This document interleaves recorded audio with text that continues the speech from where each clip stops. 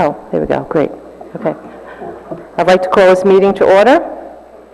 This is the Village Council Special Public Budget Meeting, March 26, 2018. The time is 5:30 p.m.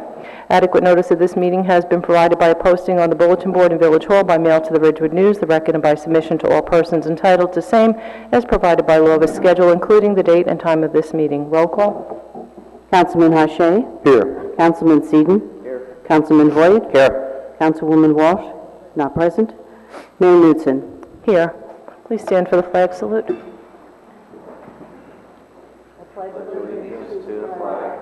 the United States of America and to the republic for which it stands, one nation, under God, indivisible, with liberty and justice for all. Please join us in a moment of silence for our men and women serving our nation and for our first responders and all those who suffer from senseless violence.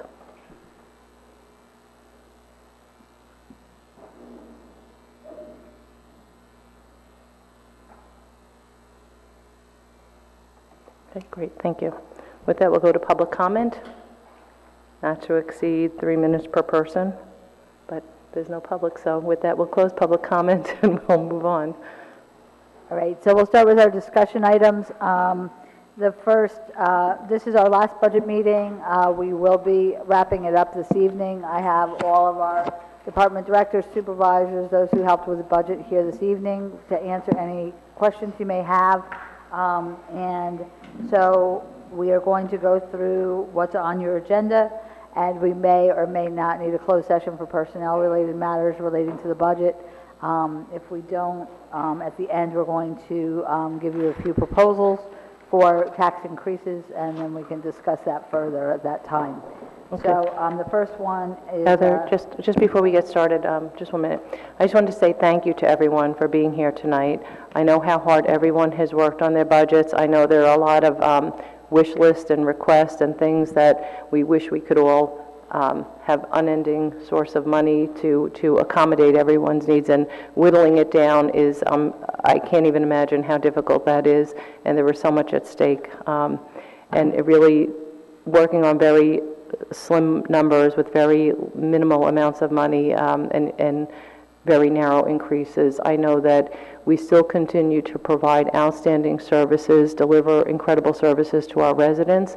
I've had so many compliments this year, especially about our parks, about our policing, about the water department, and about our streets. Just about the village in general, our village manager. Our streets have been cleaned this past snowstorm and during leaf season. People are saying that they've never seen such clean streets in the village of Ridgewood. So, and I think that that extends itself beyond the streets and throughout the village. So thank you to everyone, and thank you again for working on the budget. Thanks. Okay, and I'd like to echo that sentiment, because I know we all worked very hard, and you know, there is a lot of give and take during budget season, and I appreciate the directors, supervisors for providing input as to where we could make cuts and accepting that. So we're going to start with the condensed 2017 financial statements. That's tab 30, and Mr. Rooney's going to take over. So the first 3 pages of the condensed financial statements are a 4-year comparative of the balance sheet and income statement for the general fund.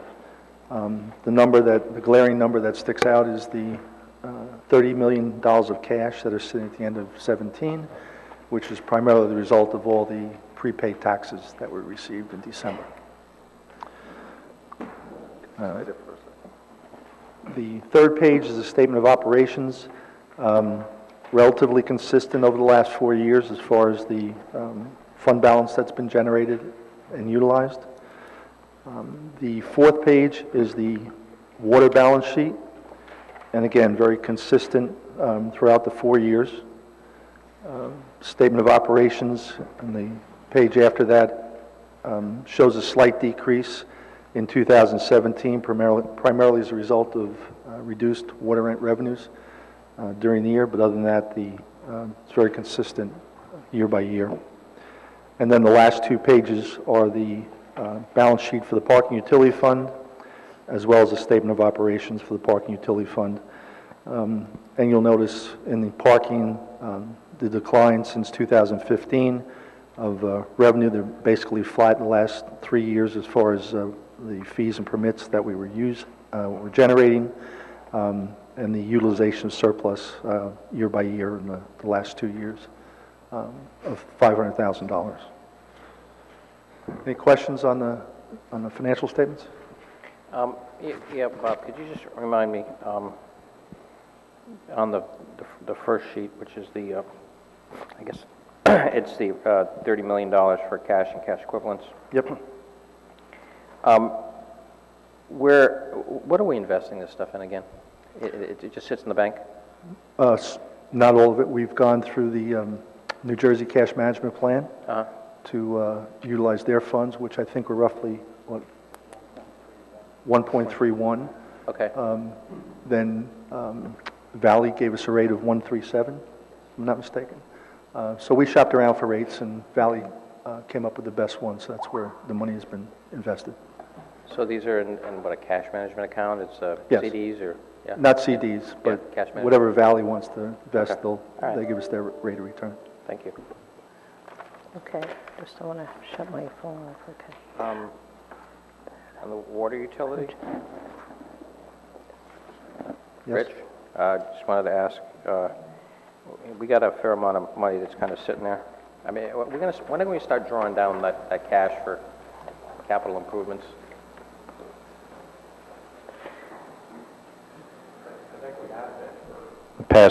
Over the past 2 years, we've been using it both as pay-as-you-go capital in the operating budget, and then some has gone into a capital surplus as well as a transfer. Yeah, I understand that, but I mean, we've been increasing it significantly every year since 2014. We like Which number are you, I don't have the sheet in front of the cash me. and cash equivalents on the assets, you have $11 million sitting there. I don't know what number. So it's been going up about $500,000 each year. Yeah. But that's the position at the end of the year. This Yeah. money is also invested, just like the general fund is. No, I guess my question is, when are we going to be much more aggressive in using some of these monies for capital improvements? I know you've used some of it, but is there a plan to kind of draw down this in a meaningful manner? You're going to find, I think it's about 2 years' time, the capital debt payment doubles. So at that point, I believe that that balance would start to go down. You know, that side of the house is handled by the finance department. Yeah. And how they balance that money. You know, we propose how it's spent. You know, but at the end of the day, what they do with that fund balance, I have to defer. What's a comfortable number to have in cash and cash equivalents on the Well, water? just let me back up 1 second to respond to your first question. A lot of this has to do with timing. So during December, the end of the year, they can't do some of the projects that they would like to do because of the weather and whatever circumstance around it. So if you were to take a snapshot of this, say in April and May, you'd find this cash balance Is is significantly less. Yeah. Is there a comfortable number? Is there a number that I guess you're comfortable with that it could go down to? And I mean, I know we have a lot of capital improvements over the next several years, and it just seems to me that I know we're going to use. I'm guessing we're going to use this. Oh, we'll use it. Okay. Absolutely. To the point of what level? I mean, what will it end up? I don't have a number Okay. that I use as a criteria because, they're pretty cash fluid. Yeah. But I would say if this number got down to, if it's less than 3 months spend, then we might have a problem. Okay. All right. Yeah, so you're looking at, So on a budget of $16 million, yeah. $4 million. Yeah, okay. Got it. Thank you. Mike, do you have any questions? Ramon? No, so is it fair to say that we're comfortable with these levels, given the future projects that are in the hopper, which I think we're all familiar with, and this has been something we've worked toward for a long time to get Ridgewood Water on track? Does have a surplus management policy that was Yes. adopted some time ago. So we looked to maintain at least a minimum balance based on that and what we know projected-wise we're going to need in the future for expense. Waging that against what possible weather effects could be, drought usage and what revenue we may or may not, get in the coming year. so. All right. And it's a great point that this is what we're looking at today, but a snapshot 6 months down the road is a very different picture. So we Correct. appreciate that. Okay. No one else? Moving on. Yep. Okay, so our next one is current fund revenues, which is tab 24.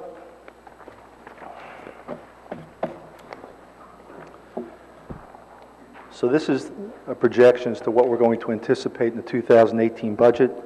The second column is what we budgeted for 17. Third column is what we realized in 17.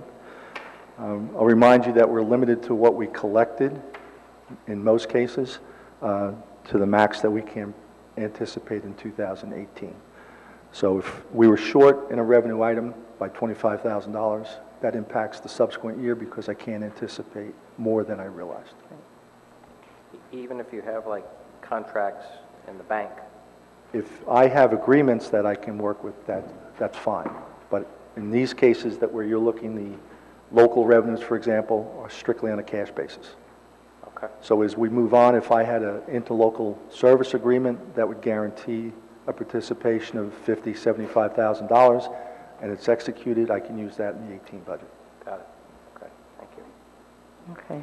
Any questions, anyone else on revenues? Okay. Yeah, I do have a couple of questions. Oh, if go that's ahead. Okay, Sorry. yeah. So the cellular towers, I guess it's the fourth page in, the rent of the cellular towers. I know you have 93,000 from the previous year. Don't we have contracts? Is it in the water budget or is it? The water It's has a contract. Okay, got it. And then with village property, what are we selling to get to 41,000? So these are items that were surplused and were sold in auction on Gov Deals. So automobiles, equipment that we didn't use, we put that into a reserve during the year, and now I can anticipate it in the budget. Okay. So it's cash in-house already. Right. And then receipts of delinquent taxes, how'd you come up with that number from the previous year? So there's a statutory calculation that we have to go through to get to that number. The reason the realization is less than the anticipated in 17 was because of tax appeals. So that impacts my collection rate for the delinquent taxes. Okay. And then open space, why is that going down from 372 to 337? That's a certification we get from the state. To be honest with you, have not looked into why the decrease, but I'll certainly follow up. Yeah, that comes off of the our tax rate, right? Yes? I mean, No, we it have just goes, it's a component. There's like 4 pieces to the municipal rate. That's one of them, but it shows in a different place. Okay, But this is just the revenue stream. yeah. Did you find out if that number's, Absolutely. thank you. Anything else, Jeff? No, thank you. Okay, Mike, anything? Ramon? No? Okay. Okay, so the next one is the current fund surplus, tab 25. So tab 25 is actually surplus for 4 funds: the general, water operating, parking operating, and general capital fund. So what I did was give you a snapshot of 6 years of surplus balances that were available, how much was utilized in the budgets, and what percent and how much is remaining at the end of each year. So starting with the general fund, you'll see, it fluctuates off and on, but for 18, we had more available after anticipating surplus of an additional $100,000 in my proposed budget. So it's pretty consistent with the performance during the years. Water, we've used less surplus this year. Budget's slightly up, so that would account for the surplus being slightly down at the end of 18. Parking utility, we reduced the amount of surplus that we were going to utilize during the year from 500 to 150,000, leaving us with 134,000 in parking. And general capital, pretty consistent with the utilization and how much is left. We had the ability to use more during 17 because we canceled a lot of ordinances that were unspent that had been funded. So that generated a large surplus during that year, so we're able to take the benefit of utilizing those surplus balances. Hey, you Any were- questions on that? Yeah. 2018, the remaining surplus of 134,000. In parking? Yeah. That's correct. You worried about that? I'd like to see it higher, but it's not that bad. I mean, compared to the prior years, some of them were, 200, back in 14, we had 167, 262. So, I think as we move forward and we determine our rate structures that we're going to use, that may go up. It depends on how we approach the fees in the parking utility. Okay, thanks. Anything? Ramon? Okay. Okay, and the next one is trust funds, which is tab 26. So these are the trust fund reserves that we accumulate during the year. Certain of these funds are used to help in paying for expenses that we incur. For example, we've established a snow removal trust that we put money into and utilize during the year to help pay for snow removal and to sort of keep our budget balanced. So again, these are all various types of funds. 90% or 75% of these cannot be touched. They're dedicated to areas that money has gone into it, particularly when you look at the escrow and security deposits payable, $1.1 million. None of that can be touched because it's being held for specific purposes. We use recycling as well where we can to help balance our budget and use money that we've accumulated during time to help pay for recycling expenses. Any questions? Jeff? No. I'm okay, thank you.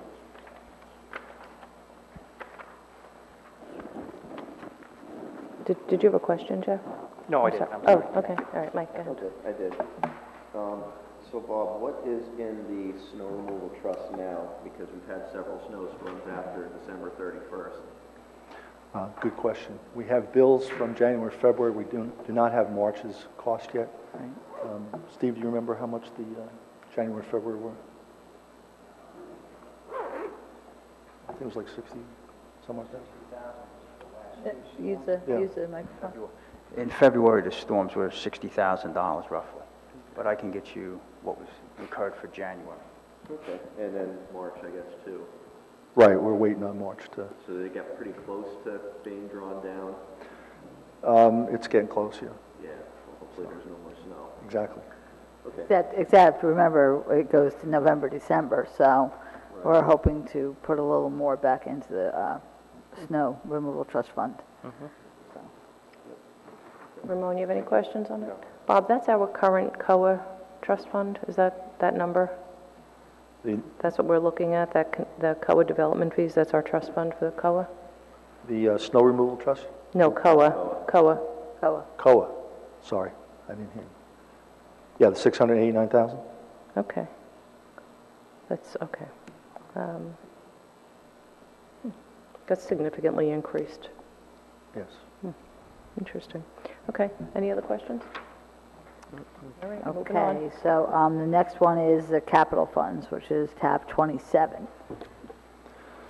So as you recall, all of the departments presented both their operating budgets and their capital budgets when you reviewed their budgets. Certain items were cut out of the budgets and certain items were left in, and then we have some questions about certain items in the budget for the council to make a decision on. So,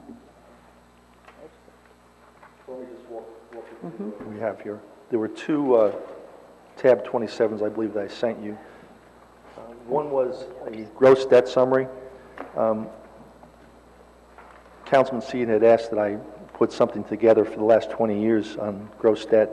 I have to tell you, I tried, but I was stumbling when I got back to 2006. So I got you 13 years, I think, so I'm working on it. And you'll see on that the gross debt for each fund and the net debt all the way to the right-hand side for the cumulative total, which agrees to the other analysis that goes with the next one I'll talk about.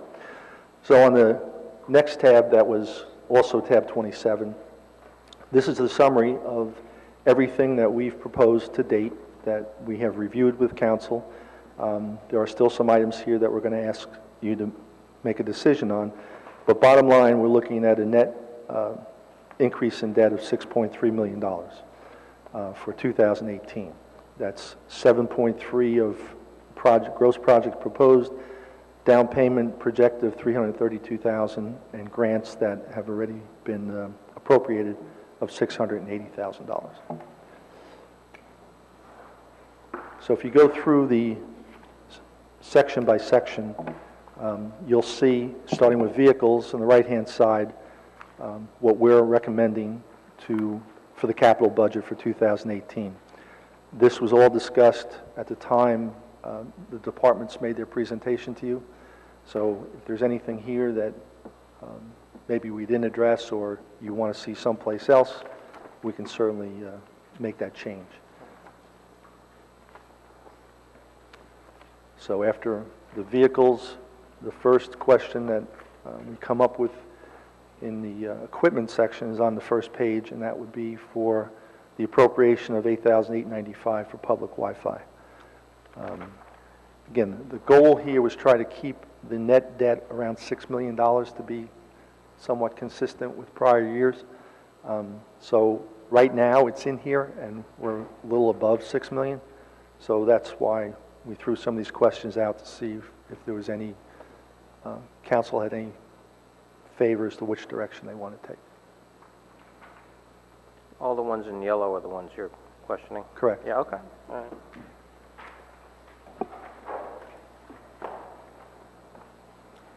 So I think probably the best way to do this is to discuss each item that we have a question on and determine whether or not we're going to accept it or we want to not do so. Okay, so I'll just go through them. So you had the Okay. public Wi-Fi. On the next page, you had $15,000 for message board speed sign for police.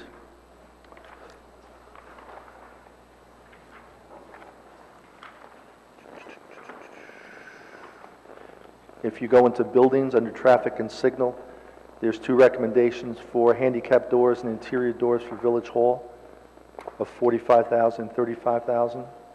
Then we have replaced fencing at Graydon of $35,000. And I think the last one is the, no, that was it for questions.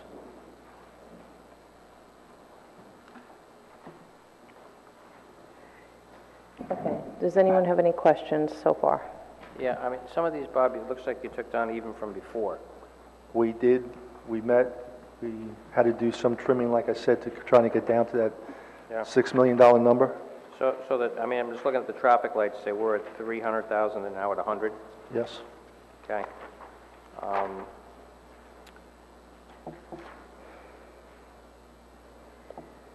Reserve for renovation, 500 down to 100, it was 250 before? What page? I'm Yeah, sorry. this is the library, Library? yeah? Yep. It was, now it's down to 100? Yes.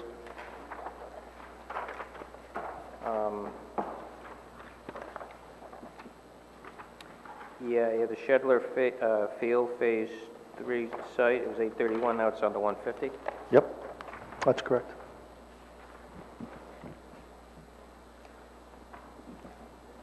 So again, these are recommendations we're proposing to council. It's, If you want to discuss those as well, we can discuss those, but obviously everything that you might add back in It's going to increase. is yeah. going to increase the overall, right? Yeah. All right. So do you want to go through the Right. Why don't we- highlighted ones Right. first? Sure. Okay. And we do have, the department directors are here if you have additional questions, again, about those capital purchases. Okay, so why don't we go through each, Okay, so the first one was the public Wi-Fi, right? right. So that's the $8,895. Correct. So I guess the the idea here is that every little bit adds up, and then it's shaving and shaving and shaving brings our number down to a realistic, a more realistic picture for Correct. taxpayers. In right? addition, you have to add 5% to every addition you make, because that has to be raised in the current fund budget for capital improvement fund. Okay, all right. So the first one is whether public Wi-Fi stays in or stays out. Okay, so does anybody have an opinion? In. Yeah, I would say keep it in. It's a smaller expenditure, and we've been saying that we were going to bring Wi-Fi to grading now for at least a year, maybe two. Okay. Okay with it? Fine, we'll do it. Now, but this is the public Wi-Fi for Van Nest as well? Okay. Dylan, is that correct? Both? Okay, okay. And is there a way to break that out so we start with Graydon as a part, like as the first year is Graydon, and maybe look down the road to add the public Wi-Fi elsewhere afterwards? Well, that was our plan, is to Right. start with Graydon, because that's a more immediate need, because we want it up and running by Right, summer, so you know? maybe taking a look at this, maybe it's not, this is both, so maybe there's a way to shave this back by just starting with Graydon. Well, a large chunk of it is the appliance that monitors the internet usage. The access points themselves are fairly inexpensive. They're about $800 to $1,000 a piece. But $5,000 of that is for the appliance that takes the liability from us on internet usage. How long do these last? The access points usually have a life expectancy of 5+ years. Okay.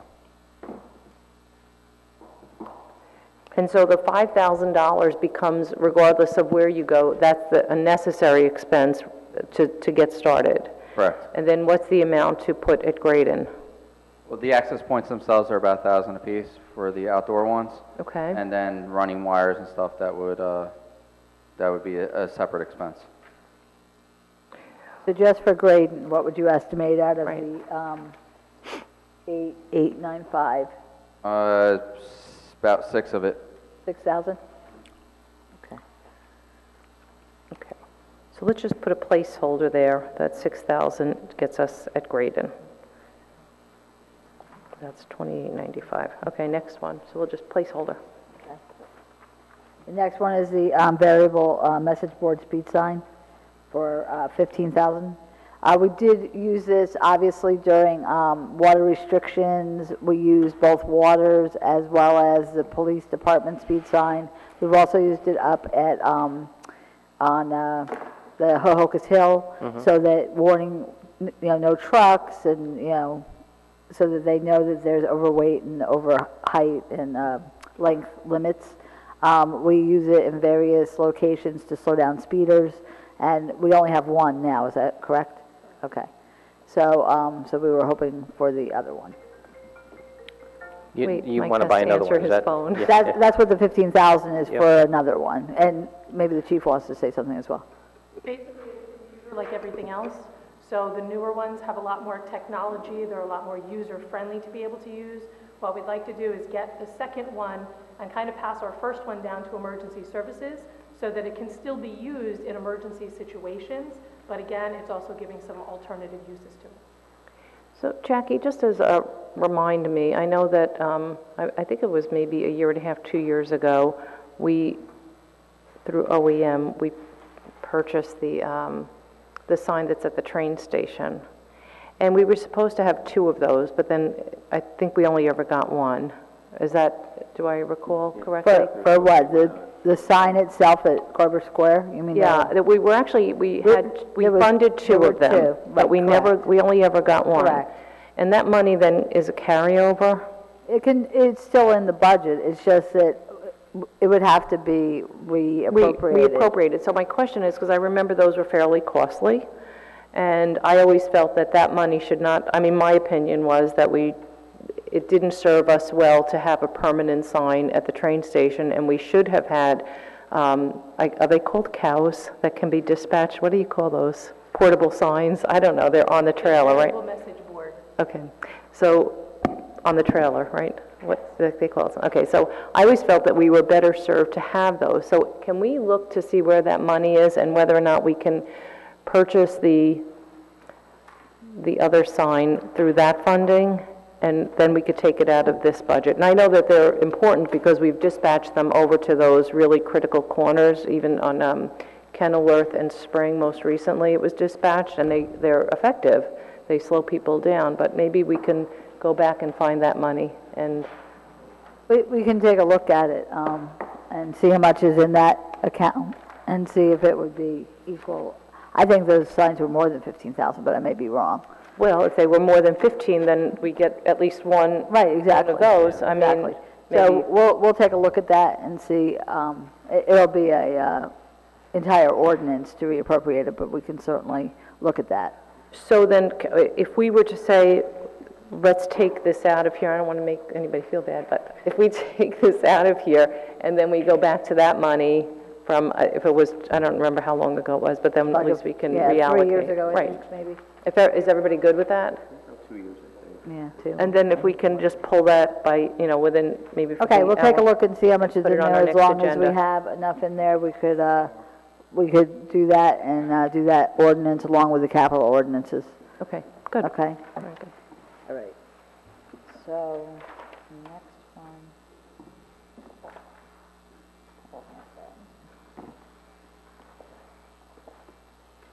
We have the 45,000 and 35,000 for the handicap doors at Village Hall and the interior doors at Village Hall. And I'd just like Chris to speak to this, because I know,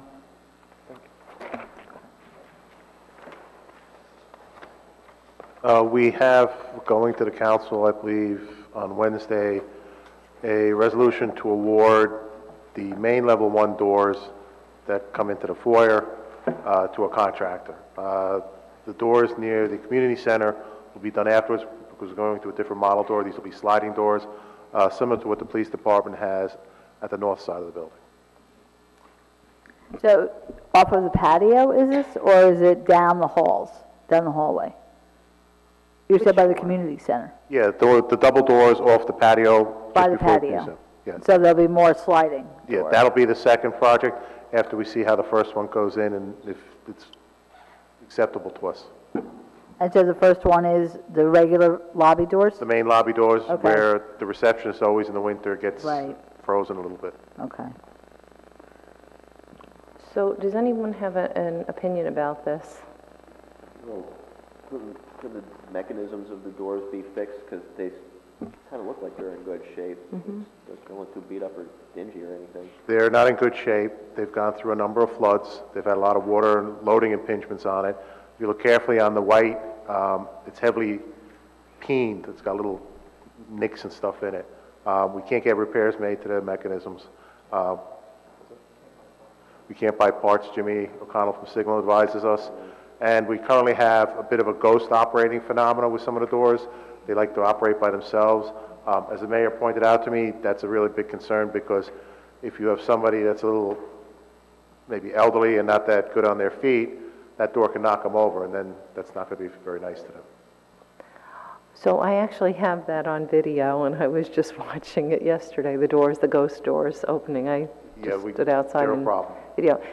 So it's a problem, and I was just also wondering the same thing. Why couldn't the mechanism be fixed? Because from my view, the doors look like they're perfectly okay. And what's wrong with the other doors by the community center, by the patio? Similar, they were all installed during the upgrade of Village Hall. We moved in 2005, so they've been operating for almost 14 years now. That one also has suffered through a number of floods. Same manufacturer that we can't get parts and repair done on. Okay. Ramon, anything? I mean, I haven't been through that side of the building as much. I know these here look pretty beat up, but I'm just not, I don't have an opinion as to. Is your backyard microphone is. on? Is your microphone on? Yes. Better? Yes, better. Thank you. So the ones here, I go through quite a bit, so I can see that they're in pretty bad condition. I haven't seen the condition of the other ones. I mean, my concern, $35,000 for doors just seems kind of crazy, but I'm not a door expert. The doors also, it's not just a door you would open, it's also mechanically actuated. It has to work with the ADA buttons. You push the button, the door swings open. provides a sufficient amount of time for a person to get in. We probably will have a double door as we have currently to avoid the drafty conditions in the foyer, because like, as I mentioned, the receptionist there does suffer in the winter when the cold winds blast in, and it's very uncomfortable for them. So, Chris, you said you're going out for quotes for these as well? I mean, you're going out for quotes for these, is that what you said? Yes, we got quotes, Okay. and they are submitted to the council for this Wednesday meeting, I believe. Okay, and these are the low numbers, is that what you put in here? I think the lowest quote for just the main door was, I think, around 29,000. Okay. but the mechanism actually, when somebody presses the mechanism to go in and out, that works. It's just that at that point, there's a certain time where something happens. Maybe it's cold, maybe there's something, maybe temperature related that causes those doors to open and close like that, or is there any rhyme or reason to it? We don't know what it is, because if we knew, we'd try to fix it. It's perplexed us, it's perplexed the signal division. They've looked at it innumerable times. And, you know, we talked to a couple door manufacturers, and they said, best just start over. Probably the door salesman that said that. Yeah, they're door salesmen, but they also want to sell parts if we can buy stuff to fix it. Yeah. All right, so, because here's what's going to happen, and when we start to add all this up, it makes an impact in our... Correct. In our percentages, and so I think that we have to be cognizant of how that impacts things. Okay. Tell me about the interior doors. The interior doors, the ones on level 5 from the foyer, those are cracked. They don't always close, and if the doors have been locked, say at 4:30, and a person leaves later on, if they're not careful, the doors, because they're misaligned, will not lock properly, leaving that floor open to anybody who can get in or walk in. The same thing is with the doors on level 3. Doors on level 1, they've gotten wet a whole bunch of times. If you look at them carefully, you can see that the wood has, the finish is shot, and some of the wood has started to crack and break apart. So level 5 doors can't be just realigned? Is that like impossible to do? We've tried, but I think the door buck is just not cooperating with us. They're a very heavy door. They're fire-rated doors. Part of the door system that makes it so expensive is when they're held open during our normal business hours, that magnetic device has to release when there's a fire alarm. So, and then they have to close completely tightly because they're part of they're a fire door. Okay. And that's, again, when the doors are misaligned and not closing properly, it doesn't give the level of protection that the code would require. Okay. And the new doors for the first level, if we get those, will they be waterproof? We've discussed that with the vendors. We're trying to get the mechanisms as high as possible, but anything with electronics is not waterproof. Right. So we could wind up in the same, I mean, realistically, if there's a flood and the doors get wet and the mechanism gets wet, we have no warranty, we have no way to cover it, and we'll be in the same boat. No pun intended. That is true, Mayor. However, we do have flood insurance on the building, and we've have used the flood insurance when we've had catastrophic events in Village Hall. Okay. Anyone else? Okay. All right, so what was the decision? Did you make one yet? No, I think we're trying to Okay. understand first. Okay, sure. And the next is replacing fencing at Graydon. And this fencing, I just want to make sure, we had cut the request back from what the original request was. But I'll have Nancy Bigos explain what the request was originally. I need you to use the microphone, thanks.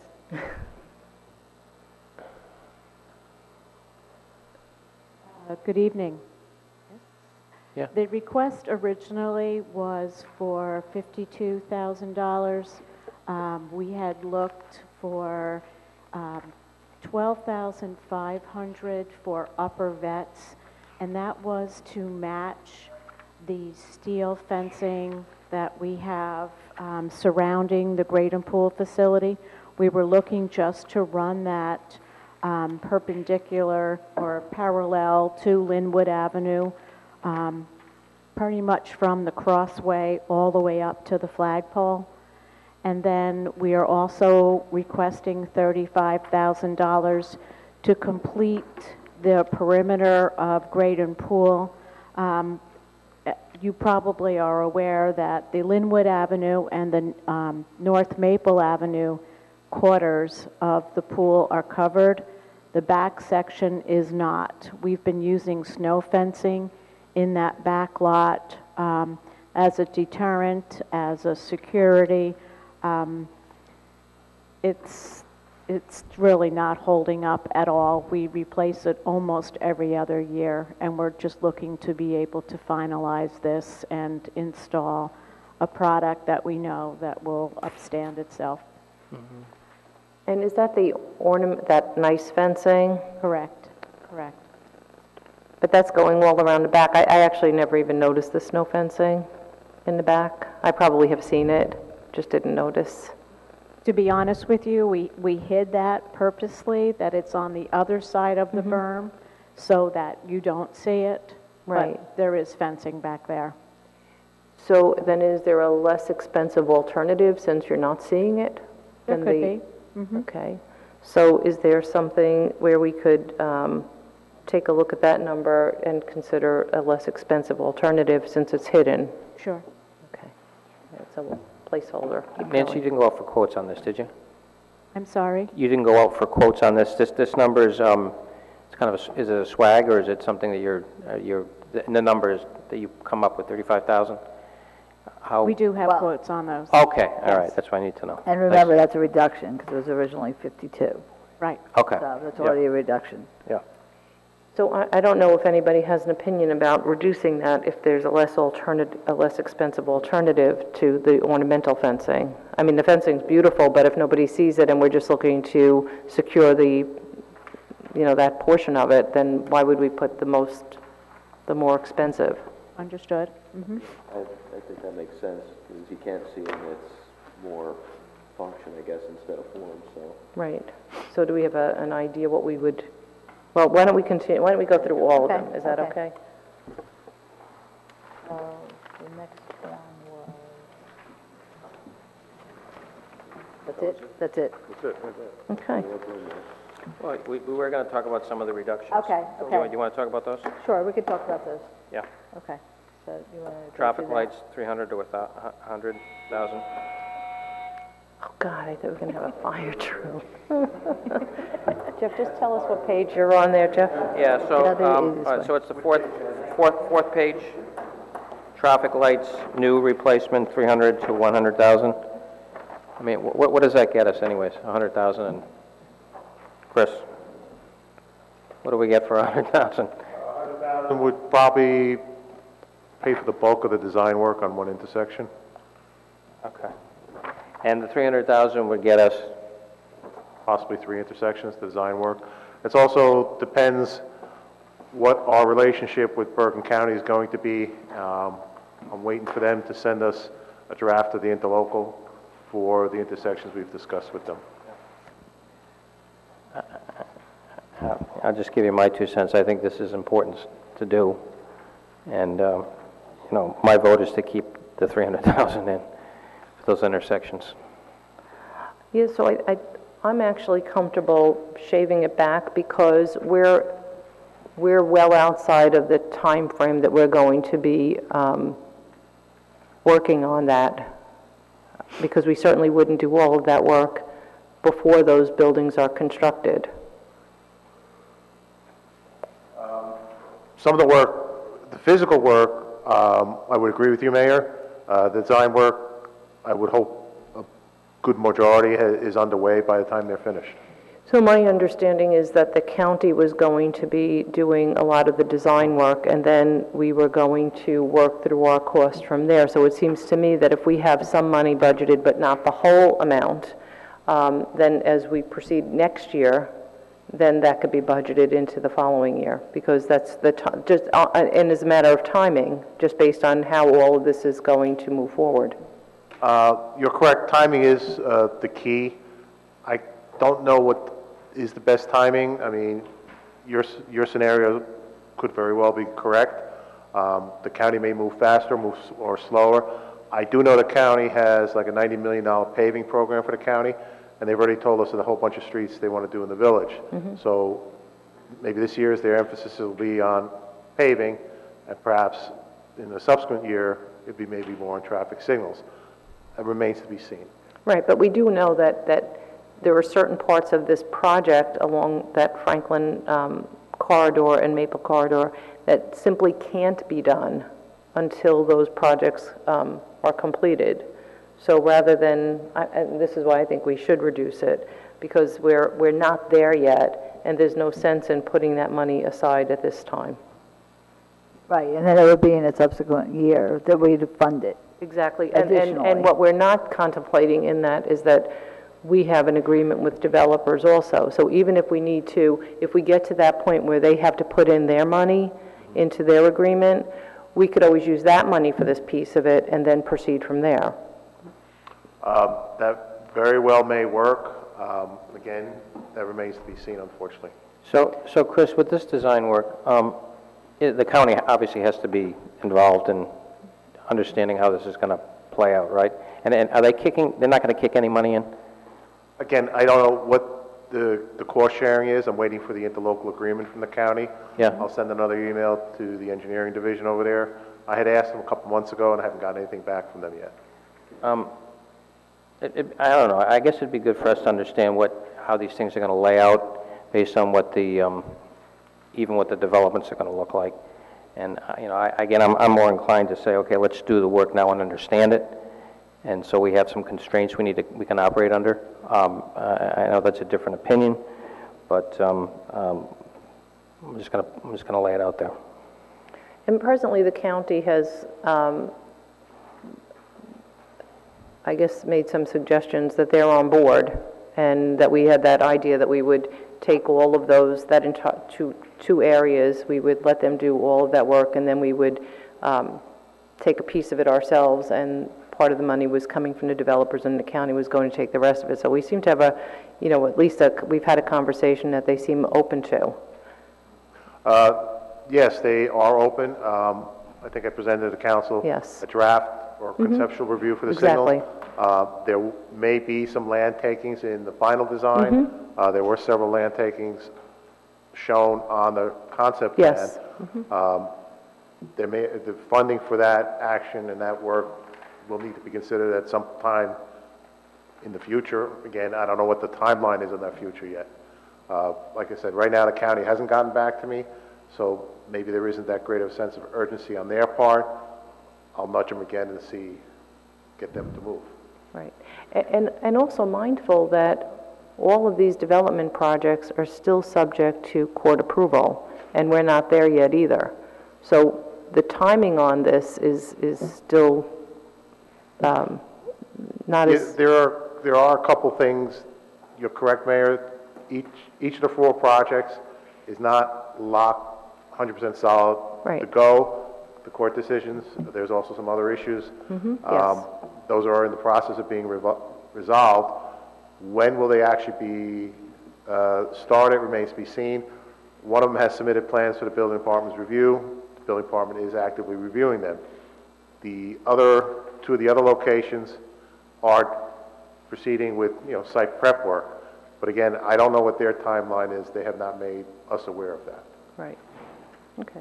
Yeah, so I'm comfortable leaving it at the lower number to go right now, and then moving forward from there. And I think it's a good idea to rely on developer funding as well to do part of that. So. Hey, Chris, has the county agreed, I think they agreed to 1 light a while back. Have they agreed to any more lights? The key one is the Ridgewood Avenue, Maple Avenue light, and combining that or programming the signals with the light at Franklin and North Maple. That's the key one right now. After that would be the North Broad Street, Franklin Avenue, followed by Oak Street and Franklin Avenue. Okay. Roughly in that order. But they have agreed to one light, at least that we know of, or no? They've given indications that they're willing to work with us. Yeah.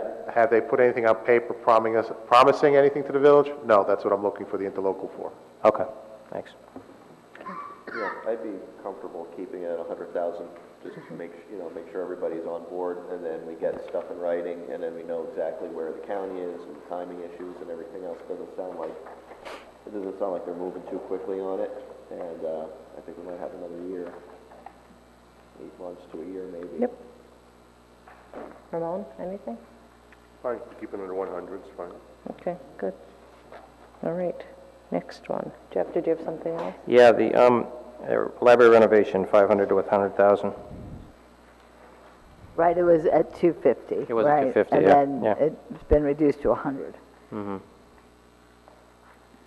So we haven't gotten any, we've not received any plans. They haven't approached village council at all. And for us to put that money aside, I think that without having any information is not to our benefit at this point. Right, they had mentioned that they would be probably presenting plans in September to us, so we won't even see them till that time. Right. And then at that time, the council may wish to, make changes to the plans presented.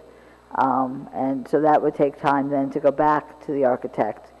So that's why we reduced it at this time to the 100,000, so that, if there were money needed, that there would be something.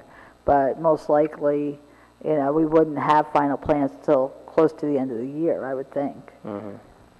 Once it went back and forth. So this is going to be used specifically for the infrastructure. I mean, you're looking at the bricks and mortar, is that right? Is that what it's going to be used for, or is it going to be used for planning? I mean, is there any indication of?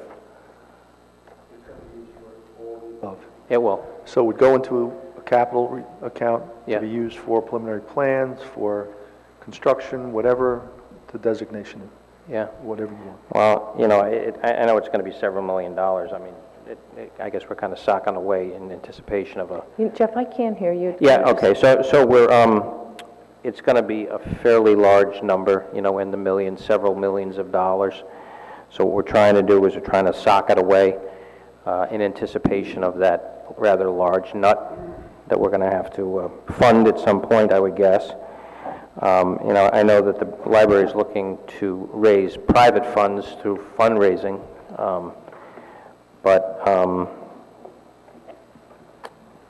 And Jeff, to that point, yeah.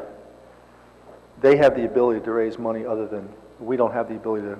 Yeah, no, I outside understand that, funds. yeah. If they were to come with an estimate or a budget to see what we can start with, and then we have something to work with, to move forward, I think that'd be great. But, I know last year we asked the same question and haven't seen anything. So it'd be helpful if we had something to work with. Yeah, no, I get it. Yeah, okay. Thanks. Mike, anything? Yeah, no, I'm fine with the $100,000 just for the same reason. It just seems like there's a lot of planning going on. We don't have a solid number or plan yet. So, I mean, there's some other expenses in here, big ticket vehicles and things like that are really driving up the capital budget this year that we won't have next year. And then, once we have plans, we can allocate more money to these projects that should be much closer to happening then. And like I said, we won't have some of the other big ticket items in here that we have this year. Ramon, anything? Fine. And just that rescue truck one more time, that rescue truck, that's an absolute replace. Do you want to speak to that? The rescue truck is...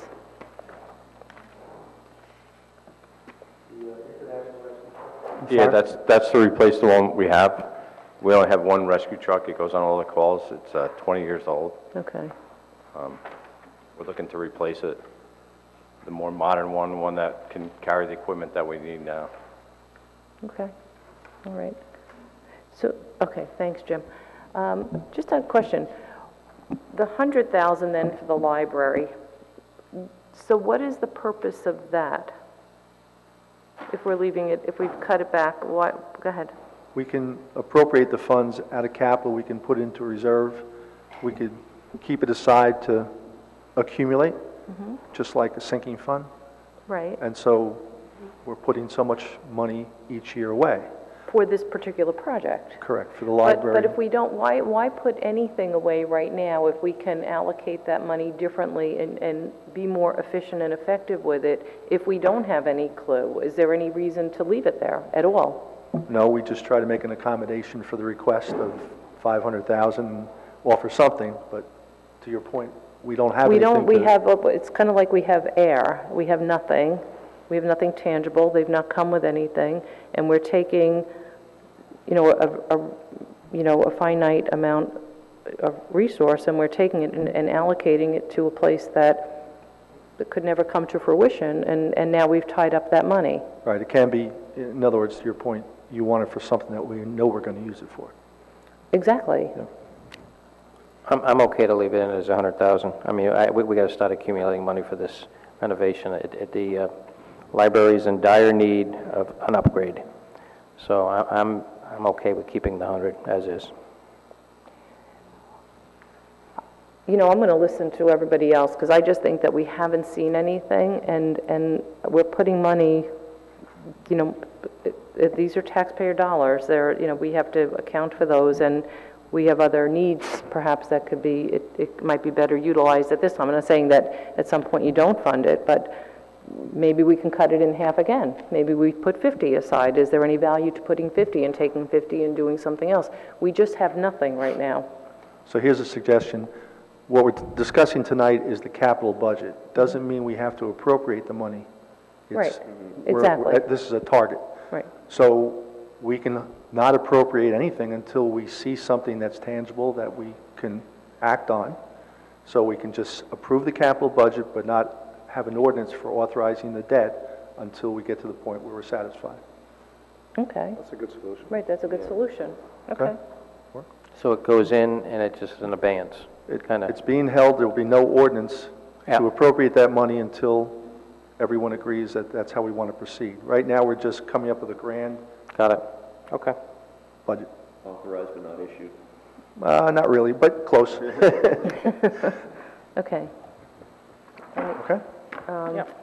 What's next? So that was it for the additional, Yeah, okay. that's it. So we just have to make the decisions on the ones that we, the Just, Wi-Fi, we made the decision that we One do. more question, sorry. Oh, I'm sorry. Go ahead, Ramon. The air conditioning at the train station, $15,000? We're committed to that. We had window units, they weren't working, so this is central air for the train station. They're not working. I freeze when I go in there. Maybe that's what's not working. Is it too cold? Temperature Is that the problem? control. Open the windows. Go ahead. On with no air conditioning or limited Right. air conditioning. We've tried to fix them in the past year numerous times. So we committed to them, if you let us wait till the winter, we can put these things So in. these are the offices next to the train station, not the train station itself. Jim? The waiting area? The waiting area, the bathrooms, and the coffee stand area. I've never experienced any problems there. I use it quite a bit. It does get pretty bad there later in the morning when the doors have opened 100 times and, it's 90 degrees out. Get a lot of complaints. And the other question,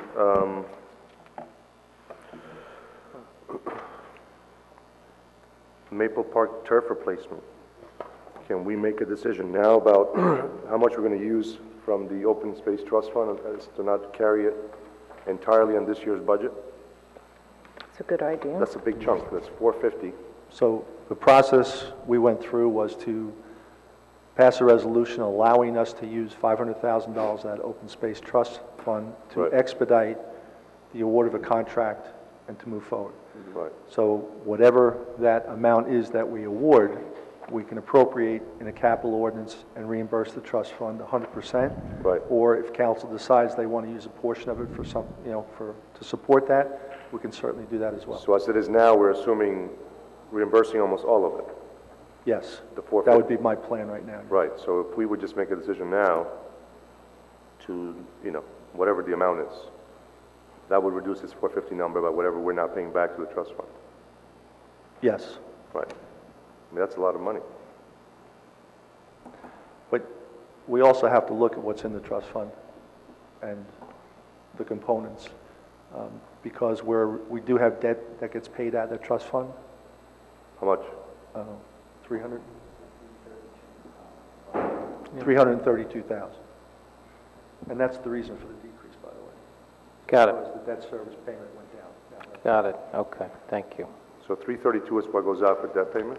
And then probably the same amount comes in and we levy that tax coming in. So it's a wash. Right. But the point is that, and I think we've discussed this before, there needs to be a determination as to how we want to use this open space trust money.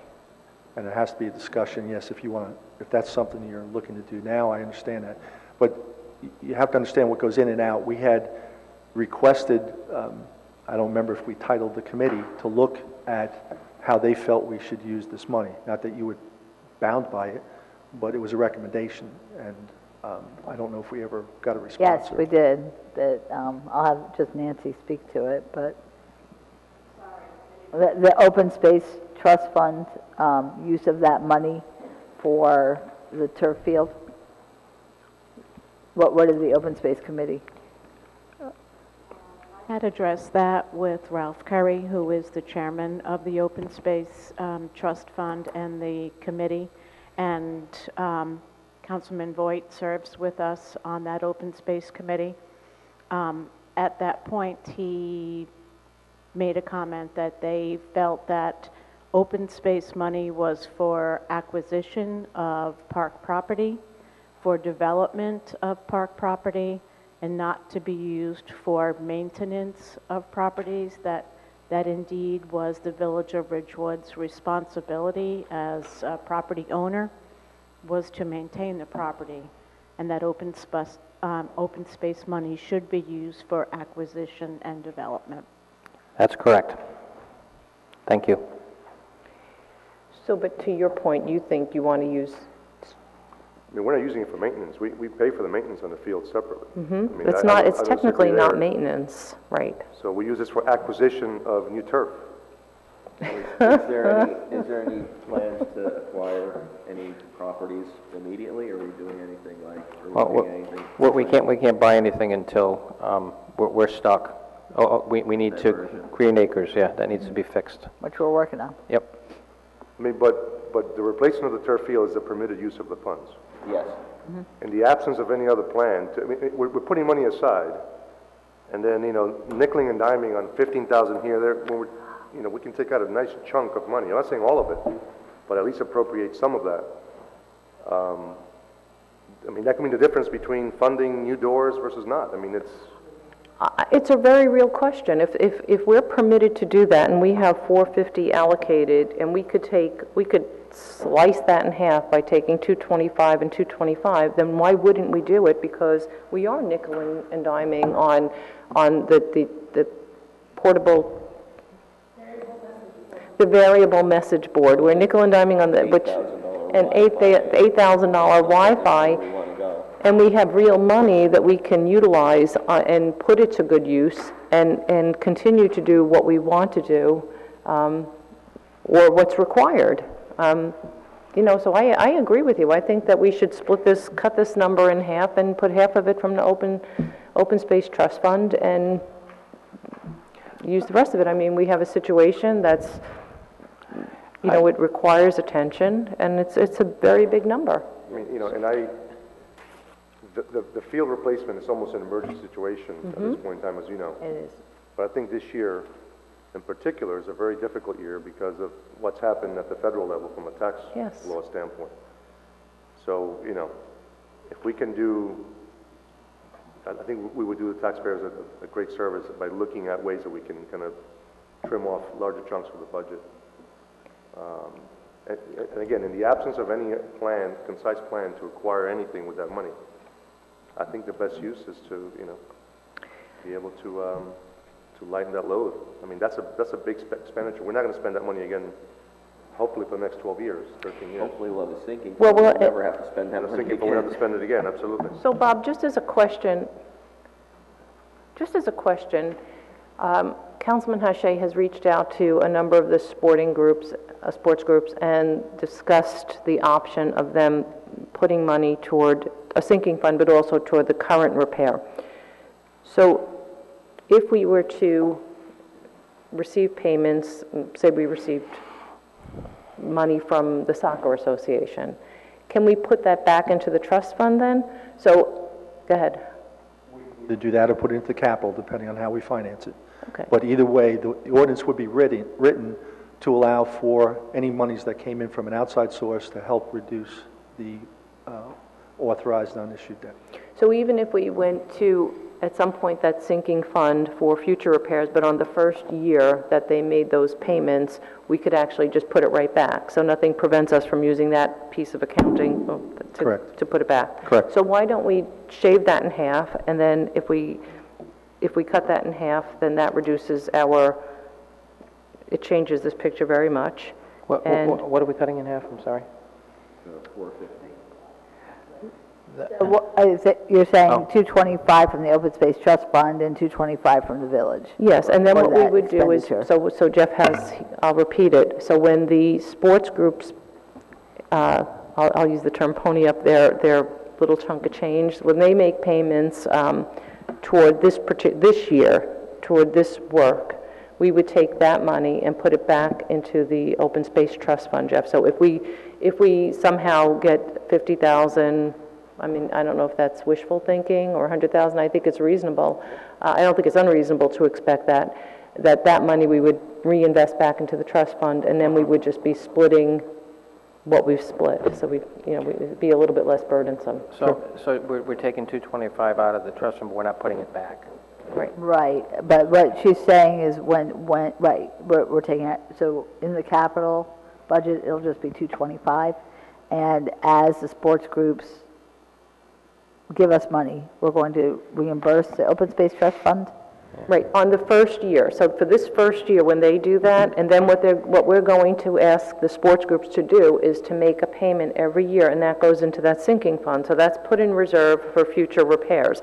But for the first year only, we would take the money and put it back to the Open Space Trust Fund, and this way we'd make that, we're not going to make the Open Space Trust Fund whole, but we'll put some money back in good faith, and then we'll continue with the sinking fund from there. So Does that make sense? there's three components that at least we've considered. One is the money that's needed today for the replacement. And then the sinking fund is really two parts. One is sinking fund towards the replacement of the field eventually, and another part of that is towards the maintenance of the field.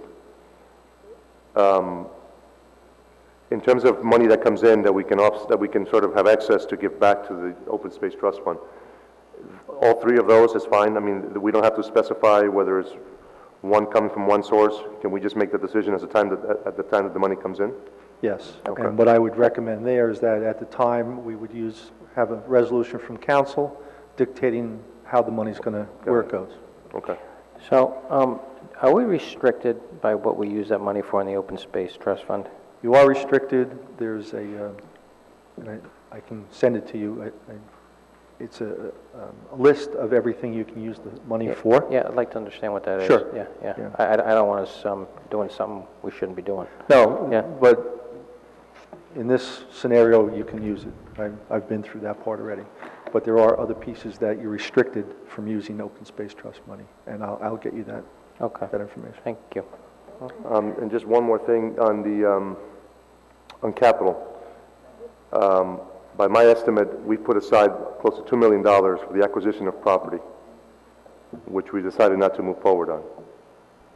How can we use that money to kind of put back and hopefully make a nice dent on the capital budget? Can we do that? So you have two options. You can reappropriate that money, in which case you'd have to do that by ordinance. Okay. Or you can cancel it and appropriate it for a new purpose, both of which have to be done by ordinance. Or you can cancel it completely and not use it at all. But it hasn't been funded other than the down payment. So the benefit you'll only realize is the down payment. Is the down payment. So it's 5%. Right. Yeah, I think we should leave that placeholder personally. I'm more comfortable leaving it at the moment. I mean, again, in the absence of having a plan, I mean, That's a separate issue from this capital budget, though. Right. You know, yes, we could probably possibly reappropriate for some requests here, but until that's decided, it doesn't necessarily affect this capital budget. Right, but so if we do end up voting on the ordinance, I mean, we'll get back $100,000 basically from the... Right, correct. And that would go back to the capital improvement fund. Right. So I have a question for Nancy. On the, this has come up so many times, on the resurfacing of the tennis courts, is it possible that on one of these courts we can recreate it into a pickleball court? It's a question that has come up several times, and I know that we might be able to do that. How, if we were to do that, how would you envision modifying it? I think that that's looking into the future and definitely a need within the community. Pickleball is becoming one of the most popular sports. And I have addressed this with Heather, and we are contemplating when we resurface the Bel Air courts to take one of the 3 courts there and be able to utilize that. One court can accommodate 2 pickleball courts. And what does that take to, I have no clue pickleball. I just know that it has come up a couple of times, and I know you can't use a tennis court. It needs a little reconfiguration. So what does that entail? Just consider me clueless. Well, it just would entail relining the court figuration. So what you would be able to do, if you would look at the tennis court, one half of one court can accommodate one pickleball court. So you would actually be playing the game back to back. Okay. But we would be able to do that. Right now, we have identified 2 courts within the village up at the Glen School. We're utilizing those tennis courts for pickleball, and they are used quite extensively, almost year-round. So if you were to take that Bel Air court and do that, that doesn't change your budget number at all? No. Okay. What is the other, there's something other than pickleball with a different paddle, but Platform tennis. platform tennis, so how does that work? We do have a partnership with the Upper Ridgewood Tennis Club, where our residents are given the opportunity to utilize those courts to play platform tennis. So is it possible to use to do that half and half Bel Air, that you would do 2 pickleball? Is it possible to do pickleball and platform? No. Okay. 2 completely different sports. And then, and there was nowhere else that you could fit the platform? No. Elsewhere? Okay, so we would just look at 2 pickleballs, and that doesn't impact this budget number at all? Correct. Okay, good. So that's something we will definitely do? You know, it's a concept. It would need to be addressed with the Parks and Recreation Conservation Board and then brought to the Village Council for their approval. Okay. Okay, good. All right, anyone else on that? Okay, thank you. One last question, sorry. Under infrastructure engineering, it talks about the kiosks and then preliminary plans for the parking garage, Hudson Street garage. Recommended 0. What would be the impact then if we decide on the... Parking? Yep. Okay. The parking garage. I left it blank, not knowing what council we might consider. Right, but you have talked about 5% being what we would need to bond.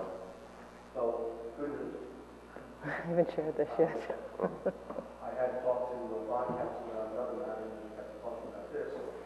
And basically, in the redevelopment area, there is no requirement for down payment. Great news. It was more genius than we thought, huh? It's the gift that keeps on giving. Yeah. Yep. Mm-hmm. So with that being said, we can put the 11 million recommendation in there. And again, it's just a placeholder, it's not a commitment to... Got it. It was good news. Wonderful news. Yeah, I mean, the redevelopment zone it is the gift that keeps on giving. It was a good move, okay. Great move, okay. What else, Mike? No, I guess, So can I just review? Yeah, Sure. All of them? Is that Okay. okay? So my understanding is for the public Wi-Fi, we're doing $6,000, and that'll be for Graden Pool, correct?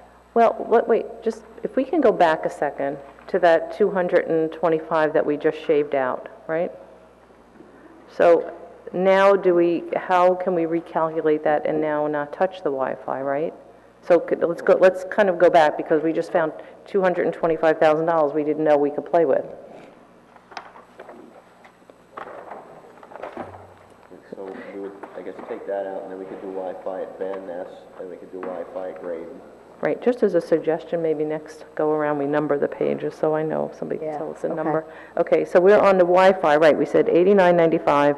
So if we take that 225, we can not worry about this and just move forward. Right? Right. Bob? Okay. And then with the fencing for Graydon, I say keep that number in there, because we don't know what the lower number would be. But then, Nancy could get quotes for whatever the less expensive fence would be, and then when it comes time to appropriate the money, then it would be less than presumably less than the $35,000, and then at the end of the day, you could cancel that unused portion then. This is going to ordinance, right? The 225, if we reallocate it from, what is it, a resolution? You're saying for open space? Yeah, if we take the 225, how does that work? No. Is it a resolution, or? The 225, Is if it, we're taking out of open space. You do the When we ordinance, pay it back, Yeah. that's you when would it make will. reference to that. That's when it will be there. okay, so we'll have an ordinance before. There will be, yeah. there will Okay, be. got it. Yes. Perfect. All right. So, yeah, I think everything that was in here is less than 225, right? Absolutely. So, so we can leave everything in. The only thing I want to mention is with the fencing, remember, she had recommended from the crosswalk up to the flagpole on this side of Linwood. And that, I assume, would be the fencing that's similar to the Graydon fencing, because of the fact that you want it to look the same. That would match, but then with Correct. the fencing in On the back, other it's side, gotta be correct, changed, I and understand. it'd be, less expensive fencing, because you're not gonna have to see it, 'cause it won't be right there on the street. Correct. I mean, are you okay with that? I mean, I think it makes more sense. Nancy?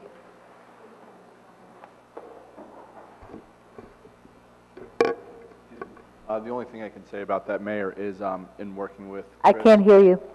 in working with Chris from engineering, the one nice thing about the ornamental fencing is that the DEP does not have an issue with it because of the floodplain in that area. Whereas if we went with a less expensive fencing like a chain link, they very well might, because it could provide an obstruction for floods. So why don't we do this? Because now we're not going to change that amount at all. What we can do is find out. Right. And then, once you know what the DEP will permit, what the restriction is, and you're probably right. You know, we've been down this road with the DEP and a type of fencing in the past, so, Most likely it would be a permit by rule application, not a full-blown permit. That's usually the lowest form of interaction we can have with the DEP. It's like basically we say, we'd like to do this, and we feel it's within your limits of the permit by rule. And that's what I believe it is for what Dan had just described. okay. So on the fence that we don't see, we'll shoot for the lower, less expensive, and we'll try to get the approval on it. That makes sense to me. Okay. Okay, good. Okay, so by leaving everything in, we come up with 138,895, which is less than the 225.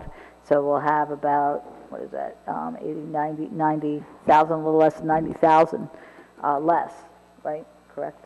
Right. Okay. Okay. So yes, everyone's good with that for capital? Okay. Well, we'll see when we're finished. Okay. Well, it's less than what we proposed because of the fact that, Yep. you know, of that 225. So, we may not need closed session, that's where the staffing levels come in. So I think at this point, unless you have other questions, we'll go to the 2018 current fund budget proposals. Okay, let's just Okay. see. Did you want to take a break or keep going? Why did Jeff leave? He had an appointment at 7, I think it was 7 to 8. So he may return at 8, we may be done at 8, I don't know. We'll see. Okay. I say keep going. Does anybody need a break? 'Cause, I mean, I'm good for a break Think if we're everybody good. wants a break. You want a break? Okay, absolutely. Want to take a break for a few minutes? Just one page, right? All right, okay, we'll just take a quick break. All right, we're taking a quick break. 5 minutes.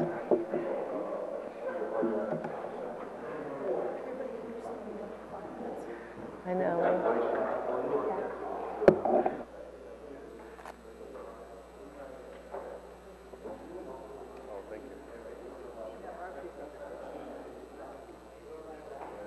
Okay, thank you.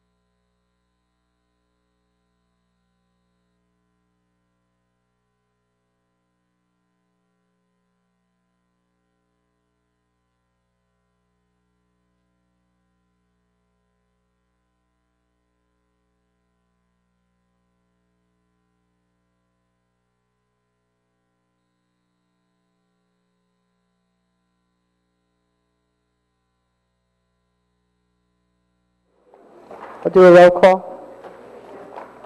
Councilman,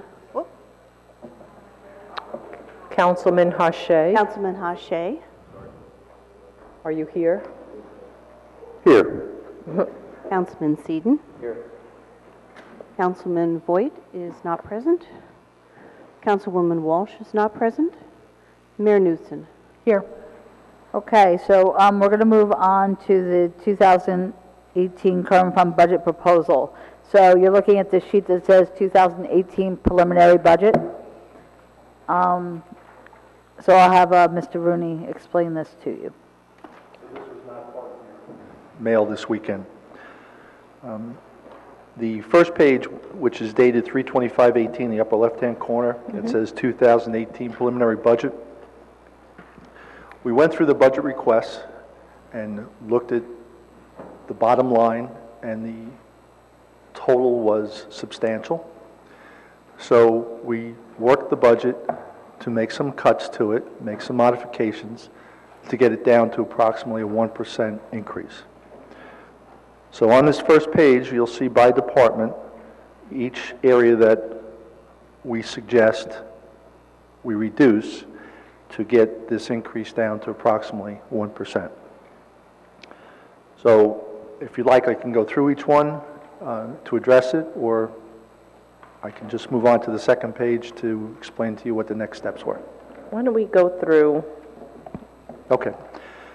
So central garage S&W, we reduced the request by $35,000 to address a mechanic going from part-time to full-time. Health salaries and wages, we reviewed the allocation, or not allocation, but the share of the dog trust that could be appropriated to pay for the portion of salary and wages, so we reduced the appropriation by $20,000.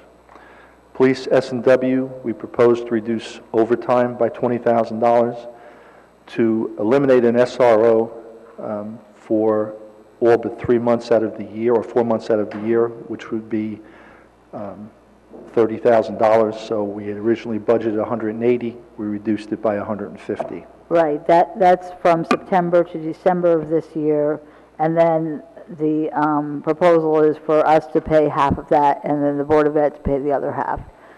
And just to be clear, that's maintains then the SRO, but also during that time, and gets them through the class, presumably, right? Because the class comes up. We actually have 2 who are taking the class. Right. And then also going through the Detective Bureau, because if the SRO were absent, sick, something like that, we'd have someone who could replace that person, Very good. For a period of time if necessary. And just in the meantime, what we're doing is we are rotating police officers in and out of the school for familiarity. Right, as and they're on comfort level. duty, they're Good. doing that, Great, correct. very good. Okay. So the next is to reduce the new patrolmen, police officers, from 2 to 1, and that 1 police officer would be for 6 months.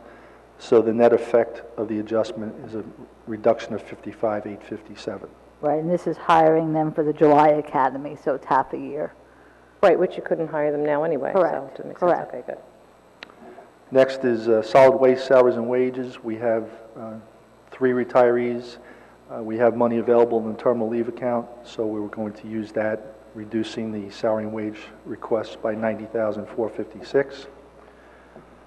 Again, in solid waste overtime, projecting $18,000 reduction based upon information that we've been provided after the request was submitted. Recreation S&W, we had originally budgeted $145,524 for a crew to work with the Board of Education to clean facilities, and they would contribute. But in absence of having any agreement, we decided to take it out until we do have a contract in hand. Under Planning Board OE, we reduced the litigation requirements by approximately $90,000. Valley Hospital being completed, and I guess we don't appear to have the need for that amount of litigation work this year. Right. EMS OE, we reduced supply requests by approximately $3,000. Emergency management, They had requested furniture, which we are moving to capital, so that reduces the appropriation by 10. For central garage, traffic and signal, animal control, and utilities, we reduced the amount down to the spend levels for 2017. Parks OE has a request for fencing and consultant related to tree wells, and we can move that to capital as well. Our estimates for Social Security, we went back and revised based upon the salary and wage appropriation, and we reduced that by $100,000. And in the Capital Improvement Fund, I increased to accommodate the levels of request that was presented to council tonight, so that number can go down slightly based upon what we've done. That change, right? What we changed. So, anyone have any questions about that page? Okay, so we'll go to the second page then, where it says 2018 budget. We have 3 scenarios to present to you. The first one is what we just went through, which would be a 0.99% tax increase. Correct. So then I'll have you go into the other 2. So we then looked and said, what would 1.25% increase be and 1.5% increase be? And what we could add back in for those increases. So we looked at the 1.25 and suggested that we increase police appropriations for SRO training, reinstate the EMS supplies that we reduced in the first pass, put money into salary negotiations for anticipated raises for the year, and replenish the snow trust, which right now, estimating March usage or March bills is down to about $91,000, which is a little on the low side. So we'd like consideration to build that up. If council were to go forward with a 1.5% increase, we would again add to the salary negotiation line, contribute more to the snow trust fund, and look to employ permanent part-time employees, about $32,000, to help fill summer help and seasonal needs for various departments. They would be part of a pool that could be used by different offices.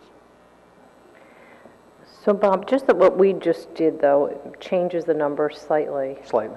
Okay, so what would that 0.99 look like now? Sorry, but I thought you could just like snap your fingers and... 0.97. It's close. It's going to be very close. Okay. And one thing I'd like to point out, this year the library's budget has gone up, even though it's flat to them, but the tax levy is up 8%. So in the past, we've always looked at the library and the municipal budget combined, but this time I'm suggesting we look at it separately because of that. The increase is a chunk of theirs, and the rest would be our increase. So if you look at the 2 columns where it has the average increase per homeowner, we have 50.79 under the, say, the 1% budget. With the library, that's almost $25 more because of their increase. Right, so across the board, whatever the increase is, it's an additional 25 for the library. But this is an annual increase. I mean, when we came to these numbers, I was amazed, actually, that even at the most, even at the 1.5% with the library, it's $95.12 per household on the average assessed home in Ridgewood. So, what is that per month? It's, less than $8 per month. It's really incredible. And, I thank everyone here, the council and all the department directors for really helping us, even at 1.5%, to come up with what I think is a reasonable increase. Obviously, we're one piece of the puzzle for the taxes, because we also have the Board of Education taxes and then also the county, which my understanding, the county is 0, and the Board of Ed at this present time is between 3.42 to 3.62, I think is what they told us. And they're looking at it again and listening to the residents to see, if maybe it'll come down. We'll see. So just so I understand, that 0.99, that reflects the $50.79? Correct. And then we go up that other $25. That's a hefty difference. Because of the fact, even though their budget is flat, because it's based on the assessed value of the homes, right? So that third of a mil is what brings it up to $25. So it's as Bob mentioned, it's an 8% increase actually that they're getting, because that's a required contribution that we make. That's a state. Correct. Correct. Correct.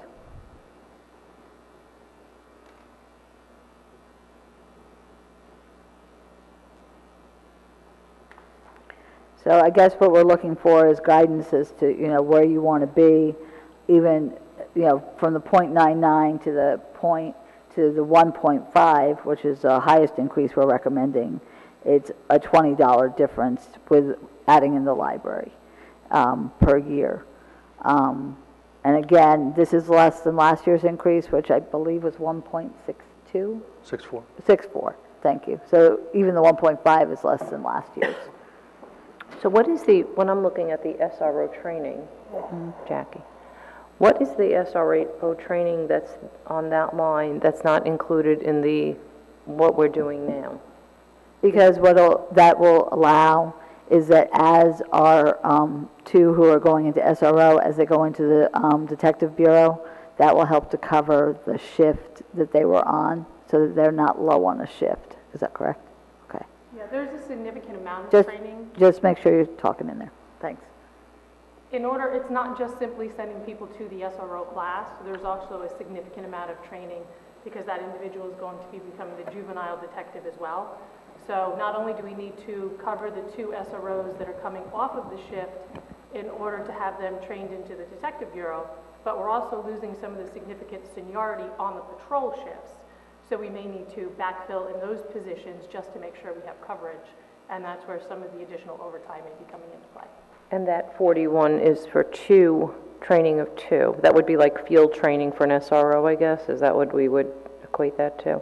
That also includes the coverage that the chief was just talking about. So it isn't just the training, but where we have to substitute people to cover, that would be included. That's what it's covering, right? But in other words, that's for coverage for two SRO officers to be trained, field training. Right, except only one is going into the schools and one is a substitute. It's not to put two into the schools. It's still just one SRO with a substitute who can go in. Do you have anything? No?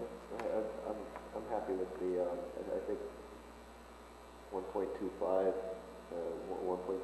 increase covers, it's a good budget. It covers a lot of the things that we wanted to do, and I think it's good. I think we're getting some value for that, and especially with the school resource officer and having backup for having two people trained versus one person is a huge value to that. And Ramon, you have anything on there? My concern this year is that I think the numbers look benign here. I think there's going to be a big impact on people's wallets this year because of the new tax law. I think it's going to be a very difficult year for folks. So I certainly want to keep it as low as possible. So definitely not for the 150.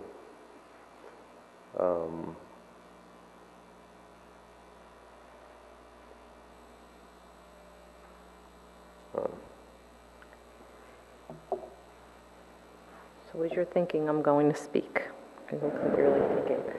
I actually like the .99, and I think that those EMS supplies, because we just shaved a little off, we can put the EMS supplies back in, and that's not going to change that at all. But I think when we're talking about the 1.25 or the 1.5, because we have to still add back in the library, so there's still a different number that shakes out in there. So I just wanted, I'm not necessarily committed to that, but I just wanted food for thought. Anyone? Just keep in mind, if all you're putting back in is the 3,000 for the EMS, the 41,000 isn't in there then. So, and what happens if we put the 41 and the 3 back in, and just that. What does that bring us to? I mean, I know that I'm probably asking for something. I mean, we can kind of mix and match here.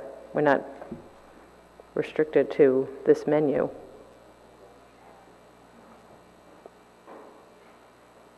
The only 41 and 3, I could probably find money in the revenue side to keep it flat.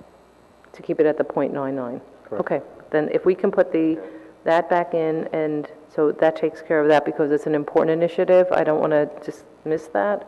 And then we put their EMS supplies back in, because I don't know what the supplies are, but I think, They're the ones that they're all coming, they're going to expire this year.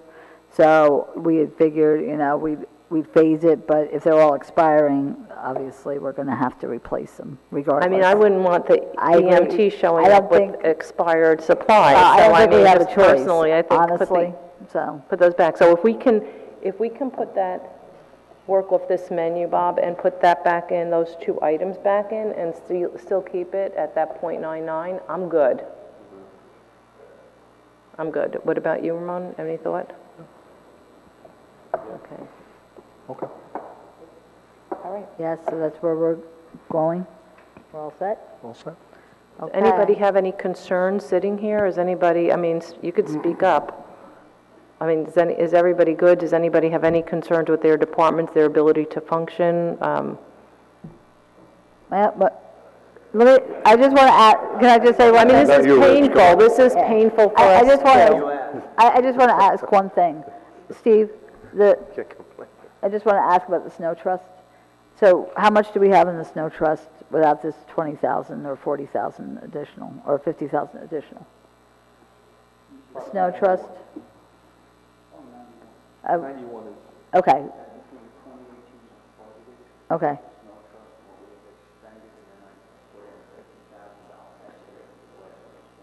Oh. Okay, so that's what would be left now in 17? From 17? Is 91,000? Okay, okay, all Are right. we comfortable with that? Use, Estimating 50,000.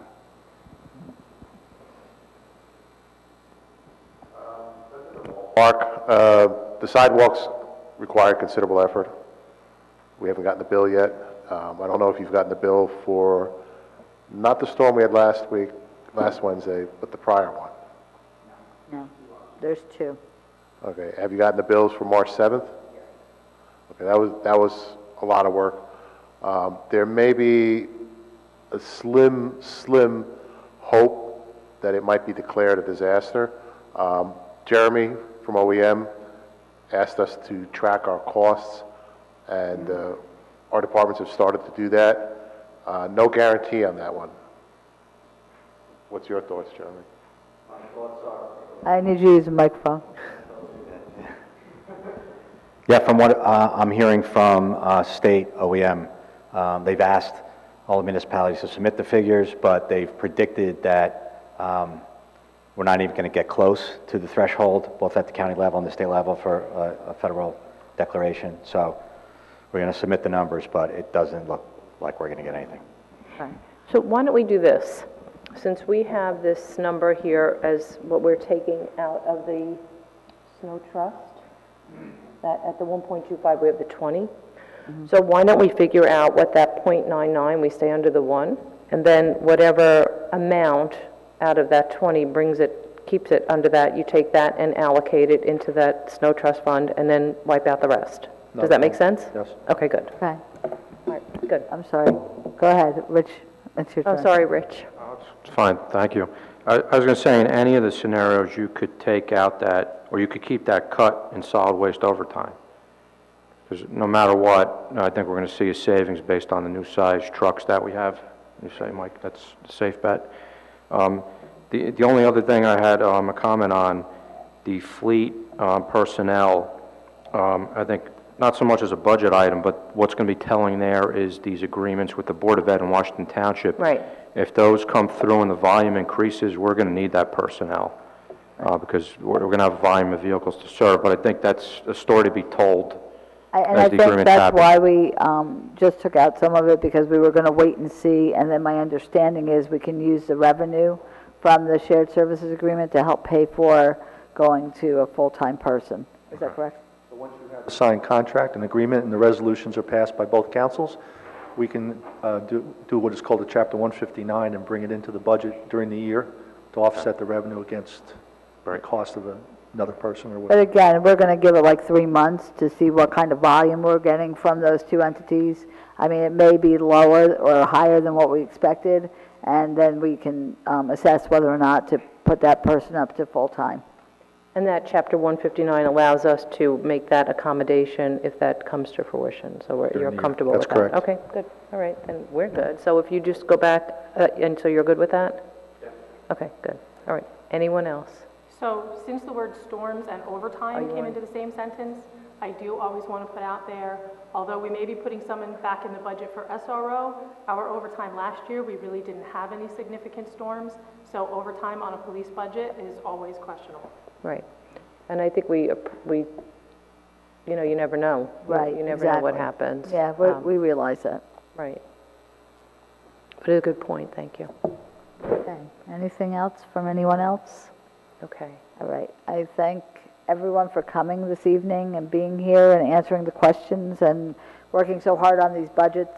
I think this is a fair budget. You know, it's great that we can help the taxpayer residents to be able to perhaps get some relief from the federal changes. And and I thank the council. Yeah, so thank you, everyone. I know, again, we try to, this is such a hard thing. I know it's hard for everyone in their departments, and it's a balancing act, and we want to balance, you know, what your needs are against what the taxpayers can absorb, and as Councilman Hache said, in this times of uncertainty with tax reform, we want to be very cognizant of how this impacts our fellow residents and how we represent them. So we really do thank everyone. Thank you so much, and we'll keep moving forward. Okay, and so just so you know, the introduction of this budget will be on April 11th, and also the capital ordinances will be introduced that evening, and then the adoption is scheduled for May 9th. And that'll also be public hearing and adoption, and also the public hearing and adoption of the capital ordinances will be at that time as well. So especially for the public hearing, I'd like the department directors to be there in May 9th, so that if there are questions from the public, they can be answered at that time. And we will, on the introduction, we will have a PowerPoint slide, as we've done in the past, and we'll try to make it big enough so they can see it from the audience. And if not, we'll put copies of it on the table with the agendas. Okay, great. All right, and so with that, we go back. So I just want to thank Bob and Steve also. They've really done a lot of work on this. They start long before we do. They start in July, and they run it all the way until we adopt the budget, and then they have a couple of months when they can lay low, and then they start up all over again. So they've done a great job and really worked with the departments to get to where we are today. So I'm proud of everyone, and I just really, from the bottom of my heart, thank you. And we would be remiss if we didn't thank Heather. So thank you. And I know that this is, you know, it is a monumental task, and so we really do appreciate it. All right, we're good? So we're moving back to public comment, but there's still no public here.